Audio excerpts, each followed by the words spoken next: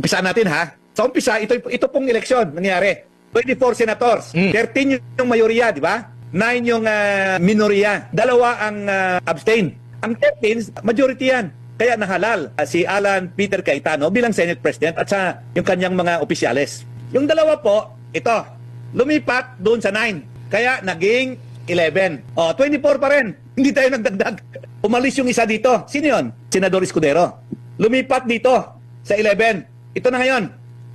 Yung isa dito ay hinalal si Sherwin Gatchalian bilang Speaker pro tempore. So, ang tanong ko, ito ba ay balido? Ang rason kasi nila, hindi makarating itong 2 senador. Sino ito? Una, si Bato de la Rosa. Kasi hindi makita eh.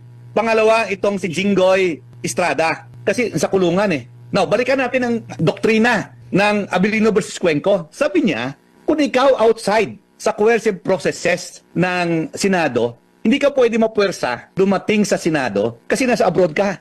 Again, ang basis, ang coercive processes o ang puwersahang mandatos ng Senado hanggang territorial boundaries lang po ng Republika ng Pilipinas. Pag lumabas ka dyan, wala na yun, baliwala na yun.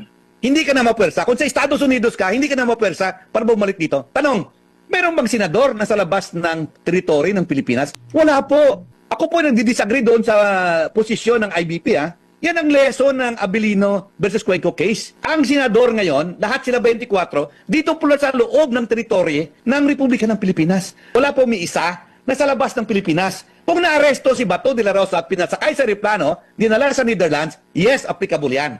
Kasi sa Netherlands, hindi po applicable yung warrant of arrest o mandamento de arresto na maaaring i-issue ng Senado para puwersahin siya bumalik sa Pilipinas at mag-attend ng session. Hindi po obra doon. Sa sitwasyon ngayon, walang senador sa labas ng Republika ng Pilipinas. Yan pong sinasabi ng kaso, ha? Abilino versus Cuenco. Ito ngayon, balikan natin. 12-12. Meron bang majority dyan? Majority ba yung isang paksyon dyan para ihalal, palitan ang Speaker pro tempore? Wala po. Majority of all the senators pa rin ang requirement. Therefore, ang paghalal sa paksyon ni Senador Sherwin Gatchalian, illegal po.